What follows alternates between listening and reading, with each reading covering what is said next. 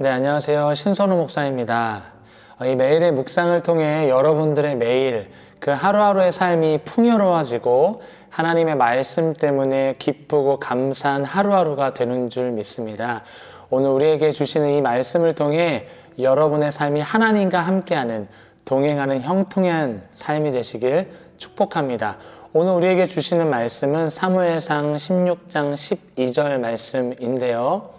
다 같이 한 구절 말씀 읽어보겠습니다. 이에 사람을 보내어 그를 데려오매 그의 빛이 붉고 눈이 빼어나고 얼굴이 아름답더라. 여호와께서 이르시되 이가 그니 일어나 기름을 부으라 하시는지라. 아멘. 사무엘상 15장 말씀까지는 이 사무엘 선지자와 사울에게 초점이 맞춰져 있었다면 오늘 이 본문 16장부터는 다윗이 드러나게 됩니다. 이 16장 1절 말씀에 보면은 사무엘 선지자가 이 사울 왕, 하나님으로부터 버림받은 사울 왕으로 인하여 매우 슬퍼하고 있는 모습을 우리가 알 수 있습니다. 하나님께서 말씀하셔서 자신이 직접 이 사울에게 기름을 부어 왕으로 세움을 받았는데요. 버림을 받은 것입니다. 사울이 스스로 작게 여겼을 그때 하나님께서 이스라엘의 지도자로 세워주셨습니다. 그런데 지금 사울은 하나님 앞에서 스스로 작다고 여기지 않았던 것이죠. 점점 하나님의 뜻과 다르게 살아갔던 것입니다. 성경은 그를 향해 이렇게 진단했습니다. 하나님의 말씀을 버렸다. 사울이 먼저 하나님의 말씀을 버렸기 때문에 하나님께서 그 왕을 버리신 것입니다. 여러분, 이 말씀은 굉장히 두려운 말씀입니다. 하나님의 은혜 가운데 저와 여러분들이 하나님의 자녀로 선택되었지만 우리가 주님의 말씀에 붙들려 사는 것이 아니라 우리의 꿈을 이루고 우리의 야망을 이루고 하나님의 말씀과 동떨어지게 살아가는 우리의 인생이 된다면 하나님으로부터 버림을 받게 되는 것입니다. 또 사울이 하나님으로부터 이 버림을 받게 된 이유는요, 회개하지 않았습니다. 여러분, 회개는 누가 하는 것일까요? 하나님을 두려워하는 자, 하나님을 의식하며 살아가는 자, 인식하는 자가 회개할 수 있는 것입니다. 그런데 사울 왕은 회개하지 않았다라는 것은 하나님을 의식하지 않았습니다. 즉, 하나님을 두려워하지 않았다라는 것입니다. 진짜 아무도 자신을 터치하지 못하는 내가 진짜 왕이다 라고 생각했던 것입니다. 그리고 그는 하나님으로부터 버림을 받았습니다. 그래서 오늘 1절 말씀에 사무엘 선지자가 매우 슬퍼했던 것입니다. 슬퍼하고 있던 그에게 하나님께서 이렇게 말씀하십니다. 베들레헴의 이새의 집으로 가라. 내가 한 왕을 보았노라 라고 말이죠. 여러분, 한 왕을 하나님께서 미리 준비해 놓으셨다라는 것입니다. 이 말씀이 저와 여러분들에게 소망이 되는 이유는 이렇습니다. 절망 가운데 살아가는 우리의 삶이지만 눈물밖에 나지 않는 슬퍼할 수밖에 없는 우리의 인생이지만 하나님은 지금도 신실하게 일하고 계시다라는 것입니다. 때론 끝난 것 같고 망한 것 같고 포기할 수밖에 없어 보이는 그 현실, 그때에 하나님은요, 다음 스텝을 미리 이미 준비하고 계심을 믿으시기 바랍니다. 동일하게 마찬가지로 하나님께서 여러분들의 삶에 다음을 준비하고 계심을 믿으시기 바랍니다. 하나님의 사람으로 살아가는 신자는 바로 이것을 믿는 자들입니다. 그래서 우리는 그 절망의 자리를 털어내고 일어나야 하는 것이죠. 3절 하반절 말씀을 보면은 내가 내게 알게 하는 자에게 나를 위하여 기름을 부을지니라 라고 기록되어 있습니다. 나를 위하여 기름을 부어라 라고 기록되어 있습니다. 이전에는 너희를 위하여 이스라엘의 지도자가 세워졌다면 지금은 나를 위하여 세워지는 것이다 라고 말씀하는 거예요. 그러니까 이 사무엘이 곧장 베들레헴으로 향하게 됩니다. 베들레헴에 이르렀을 때 그 성읍 장로들이 이 사무엘 선지자를 영접하게 되는데요. 성경에 보면은 그들이 두려워했다라고 기록되어 있습니다. 왜요? 사무엘 선지자이기 때문이죠. 하나님이 말씀하셔야 가능한 일이지만 왕을 세우는 일을 하는 사람, 그리고 왕을 폐위시킬 수 있는 말을 하는 사람, 하나님의 말씀을 대언하는 자이기 때문입니다. 그래서 그들은 이렇게 인사했습니다. 사무엘 선지자여, 평강을 위하여 오셨습니까? 사무엘은 그렇습니다. 내가 평강을 위하여 왔습니다 라고 말합니다. 왜냐하면 그들에게는 평강이 없었습니다. 이 사울 왕을 통해 그들은요, 평안함을 누리지 못했습니다. 여러분, 사람은 우리에게 평안을 줄 수 없습니다. 주님만이 우리에게 참 평안을 주실 수 있는 분임을 믿으시기 바랍니다. 자, 이제 이 6절 말씀부터는 소위 차기 왕의 후보들이 등장하게 되는데요. 바로 이새의 아들들입니다. 사무엘 선지자는 사실 여호와께 제사를 하기 위해 내가 이곳에 왔다라고 하면서 우리가 함께 제사 드리자라고 말했습니다. 그래서 그의 아들들이 지금 모이고 있는 과정이에요. 그때 이 사무엘이 첫 번째 아들이었던 엘리압을 보자 마음에 이 사람이다 라고 생각했던 것입니다. 영적인 촉이 왔던 거예요. 여러분, 사람을 볼 때 얼굴이 먼저 보이지 않습니까? 얼굴을 보게 되면은 그런 생각을 하잖아요. 이 사람 느낌 좋은데? 괜찮다, 심플하다, 깔끔하다, 잘생겼다, 너무 예쁘다, 뭐 이런 느낌이 들지 않나요? 사무엘이 엘리압을 보자 그런 마음이 들었던 거예요. 이 사람이다. 그런데 그런 마음을 갖고 품고 있는 이 사무엘의 중심을 보시고 하나님께서 굉장히 중요한 말씀을 7절 말씀에서 하고 계시는데요. 함께 읽어보겠습니다. 여호와께서 사무엘에게 이르시되 그의 용모와 키를 보지 말라. 내가 이미 그를 버려노라. 내가 보는 것과 사람과 같지 아니하니 사람은 외모를 보거니와 나 여호와는 중심을 보느니라 하시더라. 아멘.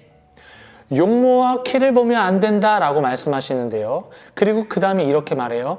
이미 내가 그를 버렸다라고 말하는 거예요. 사무엘 선지자는 사실 이 사울을 처음 봤을 때 용모와 키를 보았습니다. 그렇게 왕이 된 사울은요, 하나님의 말씀보다 자신의 체면을 중요하게 여겼습니다. 자신의 겉모습을 중요하게 여겼습니다. 외식하는 사람이었습니다. 이미지를 관리하다 버림을 받은 것입니다. 이 말씀은 이새의 첫 번째 아들이었던 엘리압을 내가 버렸다라는 것이 아니라 사무엘 선지자에게 똑같은 실수를 범하지 말아라. 즉 용모와 키를 보지 말아라 라고 경고하고 있는 거예요. 여러분, 누구에게 경고합니까? 하나님의 말씀을 대언하는 선지자 사무엘에게 말씀하는 거예요. 여러분, 사무엘은요, 대단한 사람입니다. 위대한 사람입니다. 그러나 하나님처럼 사람의 중심을 볼 수 있는 실력이 결코 없는 자입니다. 아무리 하나님과 가까운 자라 할지라도 목사요, 안수집사요, 장로요, 이런 직분을 가진 자라 할지라도 한순간 한순간 나에게 주어진 하루하루를 겸손하게 살지 못하면, 하나님을 의지하지 못하면 무지한 자, 지혜롭지 못한 자, 하나님과 상관없는 자가 된다라는 것이죠. 그리고 그렇게 두 번째 아비나답이 등장하고 세 번째 삼마가 등장하고 일곱 번째 아들까지 그냥 다 지나갔습니다. 이상하지 않습니까? 분명 하나님은 베들레헴의 이새의 집에 내가 한 왕을 보아노라, 예비해 놓았다라고 말씀했는데요, 아무도 없는 거예요. 그러자 사무엘은 이렇게 묻습니다. 너의 아들이 7명이 끝이냐? 라고 묻자 그때 아버지 된 자 이새가 이렇게 말합니다. 나의 막내가 있는데 그는 지금 양을 치고 있습니다.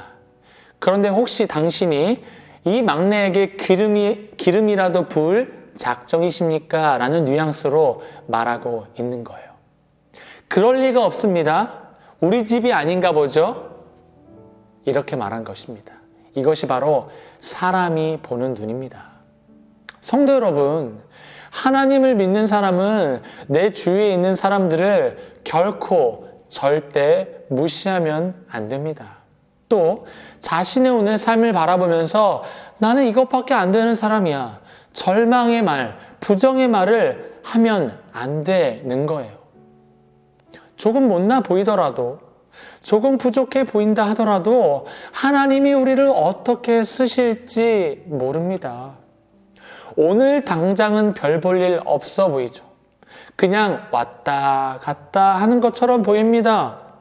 교회에 예배드리러 오는 건지, 잠을 자러 오는 건지, 때론 나 자신이, 내 자녀가 그런 모습을 보일 때 한숨밖에 나오지 않습니다. 남들은 다 좋은 학교에 갑니다. 다 좋은 직장에 들어갑니다. 그런데 나만 늘 뒤처져 있는 것 같아요. 그런 생각이 들 때, 그때 여러분 포기하지 마시기 바랍니다. 끝까지 하나님만을 의지하시기 바랍니다. 왜입니까? 하나님은 저 구석에 보이지 않는 곳에 있는 양치는 다윗을 선택하셨기 때문입니다. 왜 하나님께서 이 다윗을 선택하셨을까요? 다윗은요, 어떤 상황에서도 하나님이었기 때문입니다.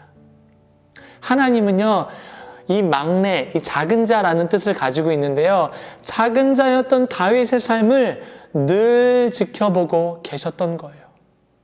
그의 숨소리를 다 듣고 계셨습니다. 그가 말씀으로 하나님 앞에 읊조리는 그의 입술의 고백들을 다 듣고 계셨어요. 그가 하나님을 찬양했던 그의 노랫소리를 들으시며 아름다운 화음을 하나님께서 친히 넣으셨는지도 모릅니다. 우리 12절 말씀 함께 볼게요. 이에 사람을 보내어 그를 데려오매 그의 빛이 붉고 눈이 빼어나고 얼굴이 아름답더라. 여호와께서 이르시되 이가 그니 일어나 기름을 부으라 하시는지라. 아멘. 여러분, 이 말씀을 보면서 하나님의 마음이 느껴지시나요? 얘야, 사무엘아, 바로 얘야. 이가 그다. 내가 말한 사람 바로 이 8번째 다윗이다.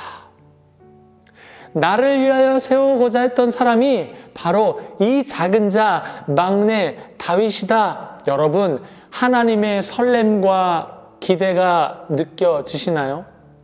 이 말씀을 들으며 저와 여러분들은 이런 마음으로 사모해야 됩니다. 하나님, 주님이 나를 보실 때 이런 설렘과 기대가 있는 나의 삶이 되길 원합니다. 바로 이 사람이다. 바로 신선호, 얘가 바로 그 사람이다. 여러분, 저와 여러분들이 이런 말을 듣기 위해서 오늘 주어진 삶을 살아내야 하는 것이죠. 어떻게 하면 이런 말을 들을 수 있을까요? 바로 이 다윗이 처음 등장했을 때 그에게 성경이 말하고 있는 첫 번째 말을 통해 우리는 알 수 있을 것입니다. 그의 빛은 붉었다. 그의 얼굴 빛은 붉었다. 땡볕에서 아무도 인정해주지 않았지만, 어린 나였지만, 혼자였지만 자신의 본분을 지켜냈던 자, 하나님의 말씀을 붙들고 노래하면서 찬양하면서 자신에게 주어진 일들을 감당해냈던 자가 바로 다윗이었던 것입니다. 그의 얼굴색이 시커멓든 붉든 파랗든 노랗든 상관이 없습니다. 하나님에게 전혀 중요하지 않는 거예요.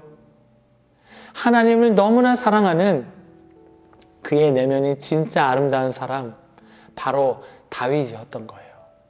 그러니까 하나님은 그의 얼굴빛이, 즉 그의 존재 자체가, 그의 형태 자체가 빛이 나는 자, 너무나 아름다운 자라고 성경은 말하고 있는 것입니다. 그래서 하나님은 다윗을 택했던 것입니다. 여러분, 하나님께서 사울을 버리셨던 것에 우리는 한 번 더 주목해야 합니다. 왜 사울을 버리고 하나님이 다윗이었을까요? 다윗을 선택하셨을까요? 사울은 하나님을 사랑하는 척 했습니다. 사울은 하나님을 의지하는 척했습니다. 사울은 하나님 한 분만으로 만족하는 척했습니다. 즉 하나님을 두려워하지 않았습니다. 아무도 자신을 건드릴 사람이 없다라고 여겼던 것입니다. 자신의 욕심과 야망으로 인해 자신의 영적인 눈이 어두워졌던 것이죠. 그렇다면 반대로 하나님은 왜 다윗이었을까요? 왜 다윗을 선택한 것일까요? 사실 다윗도 똑같은 사람입니다. 너무나 말도 안 되는 엄청난 죄를 저질렀습니다. 교만했던 사람입니다. 자만하기도 했을 것입니다. 그런데 다윗이 사울 왕과 달랐던 한 가지가 있었습니다. 바로 그것은 중심이었습니다. 다윗의 중심은 하나님 앞에서 고장나 있지 않았습니다. 자신이 죄를 지었을 때 하나님 앞에서 자신이 죄인임을 잊지 않았던 거예요. 나도 모르게 교만의 끝자락에 서 있었을 때 결국은 무릎을 꿇게 되고 눈물을 뿌리며 하나님 앞에 용서를 구했던 자가 바로 다윗이었던 것입니다. 사랑하는 성도 여러분, 오늘 내 마음은 어떻습니까? 날 위해 십자가 지신 예수님, 사순절을 지나면서 그 하루하루 가운데 주님이 말씀하시는 그 십자가의 은혜 안에 여러분 살고 계시나요? 여러분의 그 마음, 그 중심은 살아 작동하고 계시나요? 현장의 예배가 열려서 어렵게 예배하는 오늘 이 한 번 한 번의 예배 앞에 여러분은 두 손을 모아 눈물 뿌리며 감사로 주님 그 예배 자리에 나아가고 계시나요? 저와 여러분들이 오늘 하루 주님의 말씀을 통해 내 마음이, 내 삶이 점검되어지길 축복합니다.